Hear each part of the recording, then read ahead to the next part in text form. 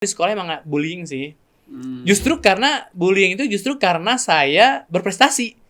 Aneh kan? Ya, okay. Gila emang bullying itu. Bully itu memang Iya, mengerikan. dari SD sampai SMP. Jadi SD itu udah dibully gara-gara saya tidak suka main bola.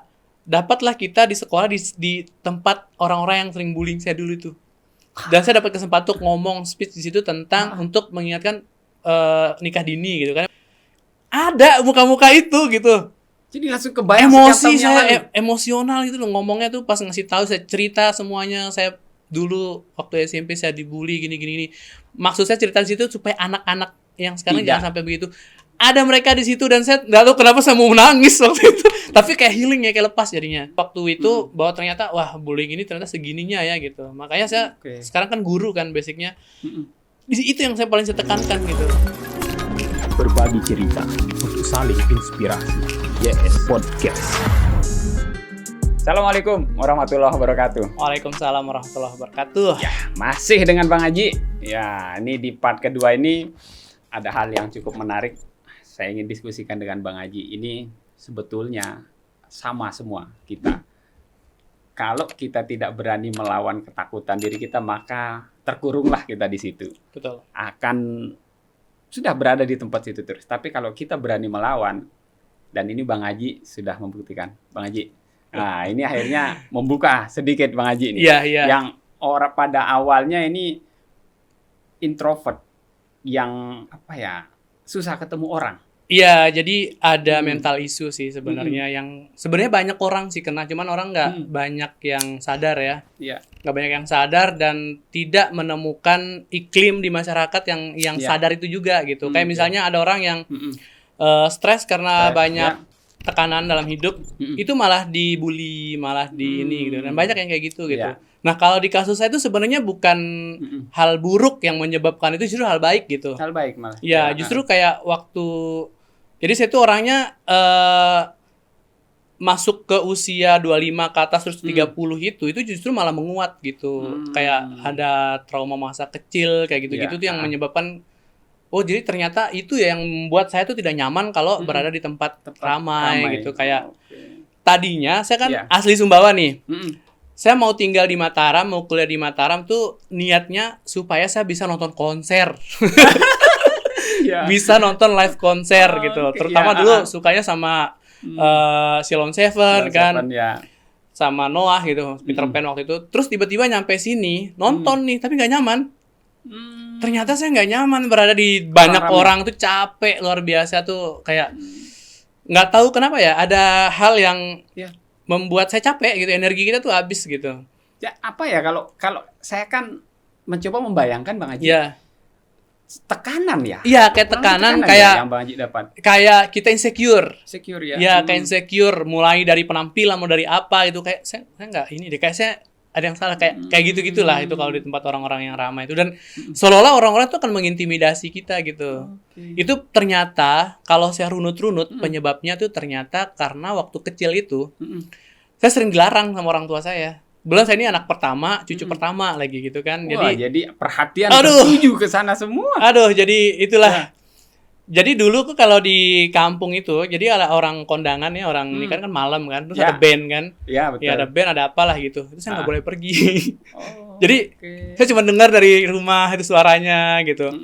Terus tumbuh-tumbuh setiap ada itu gitu, paling cuman sekali 2 kali gitu. Itu pun sudah mulai nggak nyaman ya, karena bingung nggak punya teman gitu.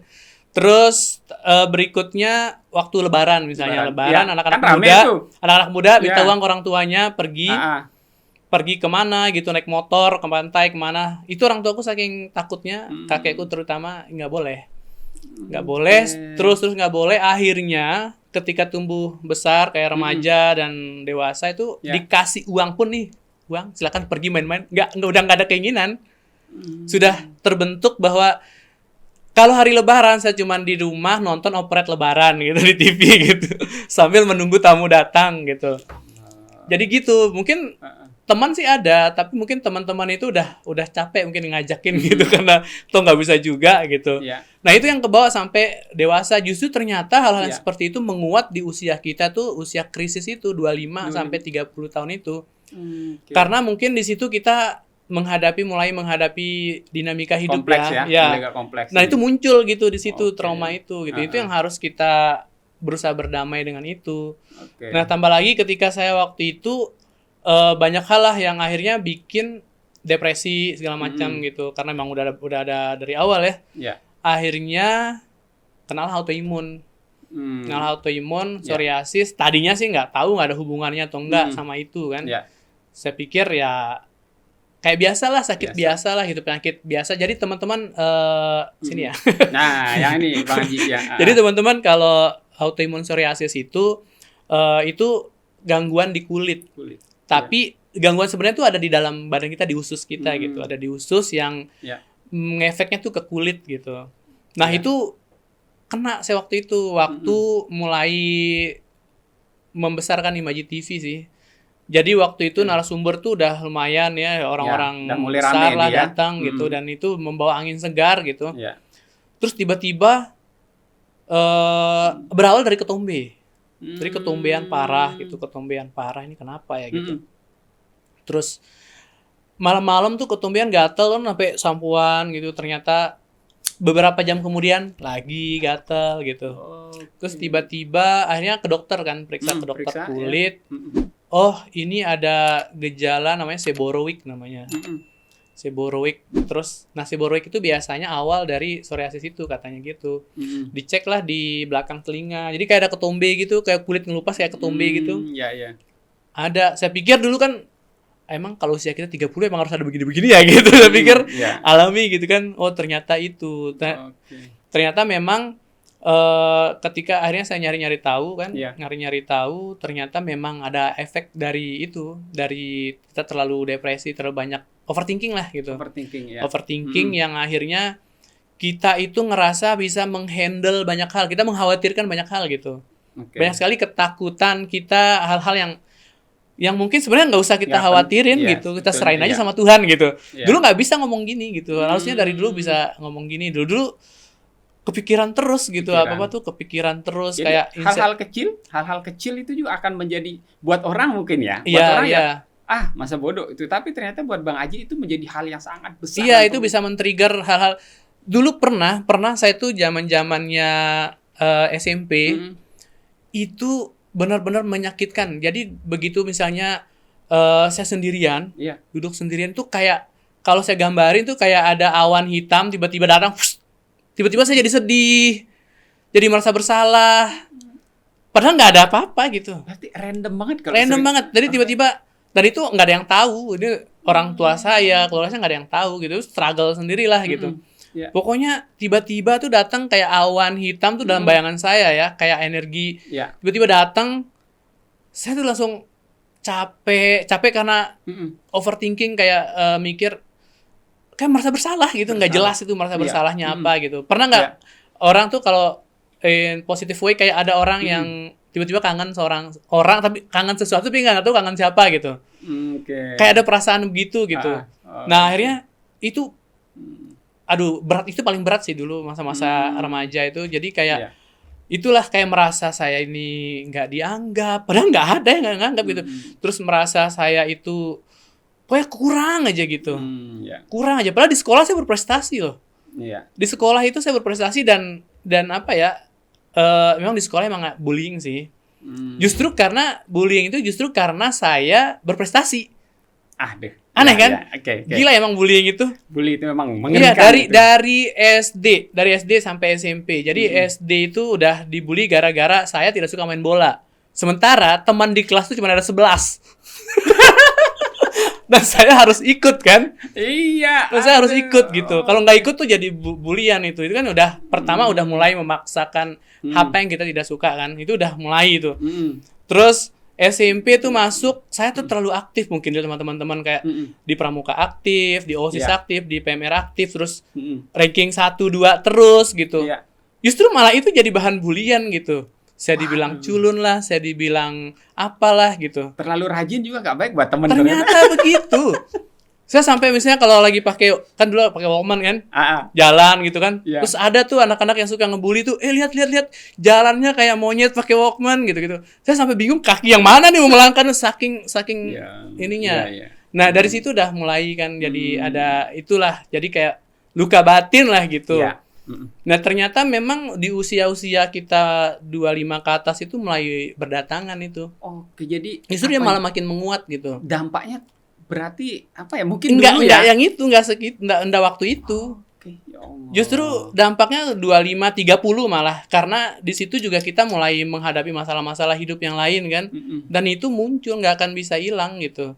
Kayak Oke. banyak lah kayak toxic masculinity, Toxic, ya. kayak gitu-gitu tuh udah ada, itu udah akhirnya mencuat gitu. Dan itu yang kadang bikin saya itu jadi kayak mendistraksi apa yang harus saya kerjakan saat ini gitu. Wah, ternyata begini ya, sahabat. Apa ya? Iya, Tadinya saya hanya menonton bahwa dampak bully itu seperti ini gitu. Iya, Ternyata seberat itu. Orang yang membuli kita, begitu selesai ngomong dia udah lupa. lupa. Iya, Lupa. biasanya dia bisa menegur kita dengan sangat ramah, dengan sangat dia baik bisa gitu. ramah gitu. Iya.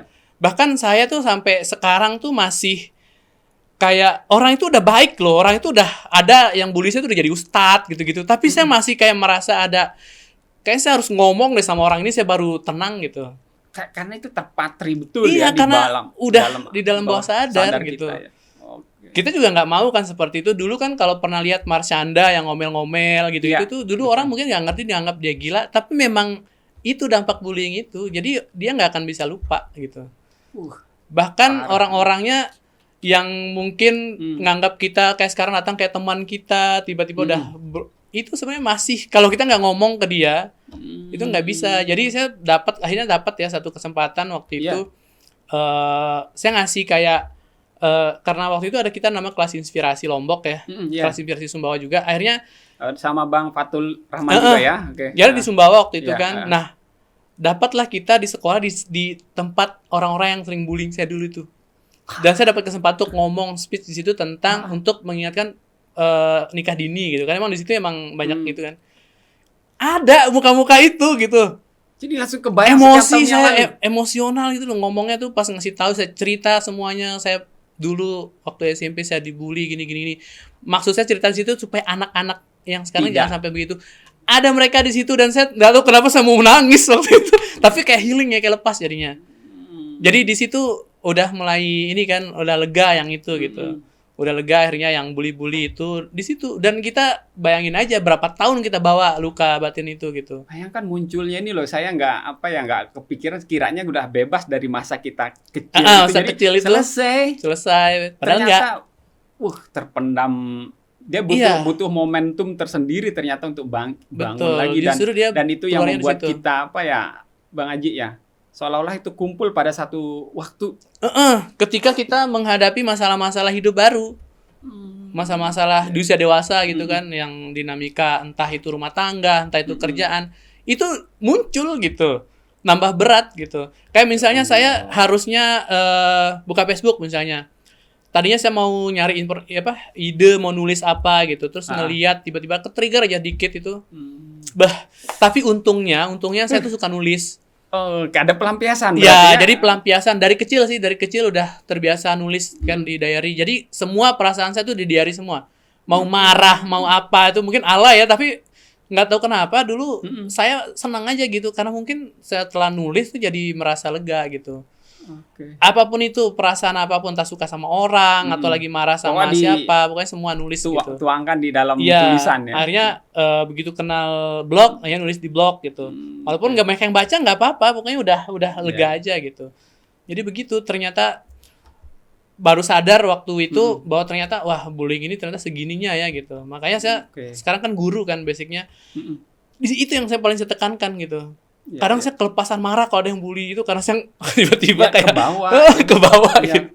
Betul. Kayak gitu, tiba-tiba saya astagfirullahaladzim, jangan berlebihan gitu. Karena ke bawah gitu perasaan saya dulu yang, karena saya mikirnya ketika saya ngajar itu saya maunya menambal apa yang dulu bolong di masa kecil saya gitu ke anak-anak ini. Betul. Seperti itu. Nah, ternyata ini ada hubungannya sama penyakit yang saya alami. Oke, wah.